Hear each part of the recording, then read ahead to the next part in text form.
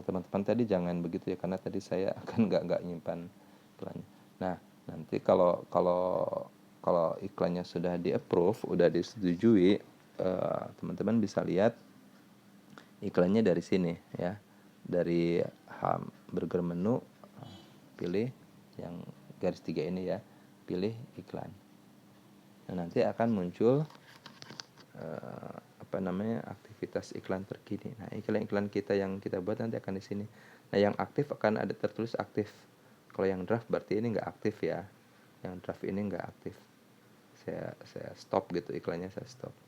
Nah, nanti akan muncul seperti ini ya. Nanti ingin lihat seperti apa kinerja iklannya, tinggal diklik aja.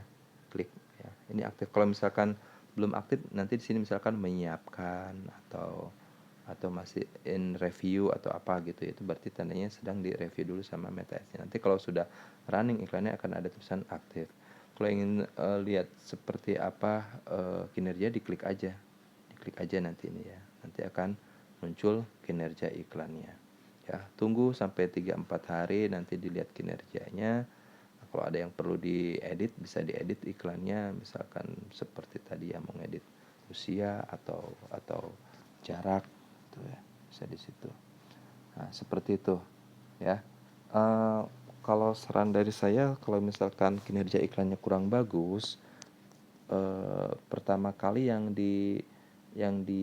perlu perbaharui adalah kontennya ya. Rata-rata biasanya sih di kontennya dulu. Kita lihat konten kita. Untuk video itu durasinya kalau bisa jangan terlalu lama ya, paling lama 30 detik. Paling lama 30 detik, paling lama lah 30 detik, dan kalau bisa di 5 detik pertama itu udah langsung bisa kena ya, maksudnya pesan kita udah bisa tersampaikan. Itu di 5 detik pertama kalau bisa ya, karena biasanya sih orang sering-sering di 5 detik pertama tuh udah langsung bikin keputusan apakah skip iklan kita, apa mau lanjut melihat iklan kita. Walaupun ada juga sih yang sampai selesai lihat iklan kita sampai 30 detik. Nanti teman-teman bisa lihat di sini, di kinerja sini ya, bisa dilihat berapa persen sih yang nonton iklan kita sampai habis gitu. Tapi pengalaman sih rata-rata tuh di 5 detik pertama paling banyak langsung dia buat keputusan ya. Seperti itu untuk video. Saran saya dilihat dulu videonya. Untuk ingin lihat video bagus atau enggak, bisa lihat iklan yang lain, atau lihat di template di Canva juga bagus ya, cukup banyak tuh yang iklan video. Yang jelas kalau untuk properti ini di iklannya itu atau di video itu informasinya ini mungkin ya, seinformatif dalam artian misalkan kalau kita lagi bikin promo diskon 100 juta misalkan, ya tulis aja langsung diskon 100 juta, unit tipe berapa, yang agak kecilan lagi teksnya. Jadi diskonnya tadi hurufnya besar, diskon 100 juta gitu kan. Terus baru di bawahnya mungkin teksnya lebih kecil lagi, tipe unit sekian sampai sekian gitu kan. Terus baru di bawahnya ada fitur-fiturnya, misalkan seperti itu. Jadi usahakan ada satu gimmicknya yang akan kita tonjolkan tuh hurufnya besar ya, dan seinformatif mungkin ya. Jadi dengan ngelihat video kita, dia udah tahu oh ini perumahan di sini tipe sekian, harganya sekian ya. Harganya dicantumkan aja di situ. Walaupun tetap ketika nanti udah chat masuk, mereka masih nanya lagi harga berapa sih harganya ya, karena biasanya kan kalau di iklan kita tulis misalkan harga 1 M-an, harga 600 jutaan misalkan seperti itu ya. Jadi nggak masalah sih, yang penting kita tulis harganya di iklan tersebut.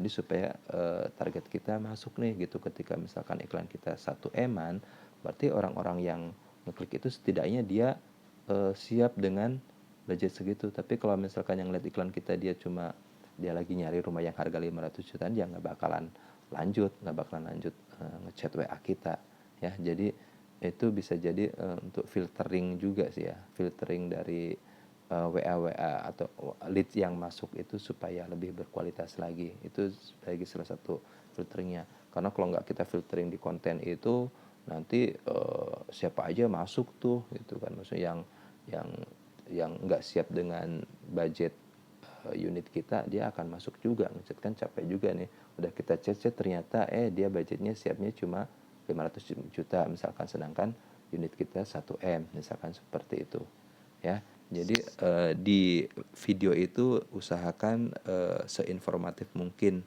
ya, cantumkan harga, ada diskonnya apa yang ditawarkan yang bikin mereka tertarik gitu kan, dikasih batasan misalkan cuma bulan ini misalkan ya. Terus dijelaskan juga di situ perumahan kita di mana ya, misalkan Cinere atau di Pamulang atau di mana, disebutkan areanya aja cukup ya, cukup areanya saja.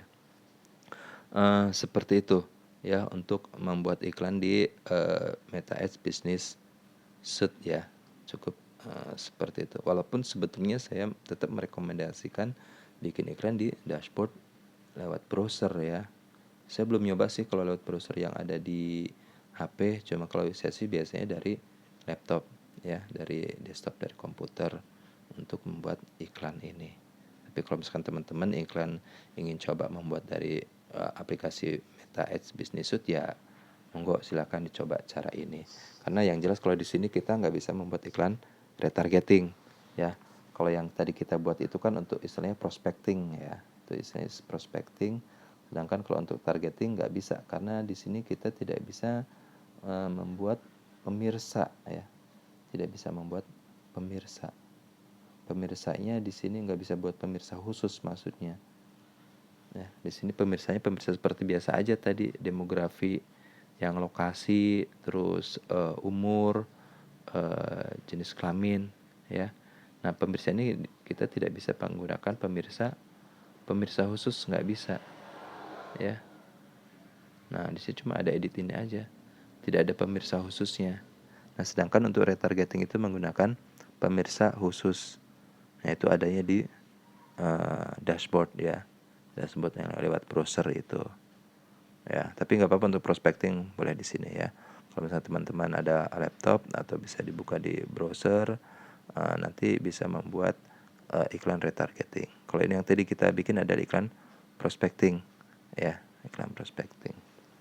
Ya, oke, itu aja dari saya. Semoga sedikit banyaknya bisa dipahami. Kalau misalkan masih ada yang nggak begitu paham atau ada yang ingin ditanyakan, boleh nanti japri ke saya. Oke, terima kasih.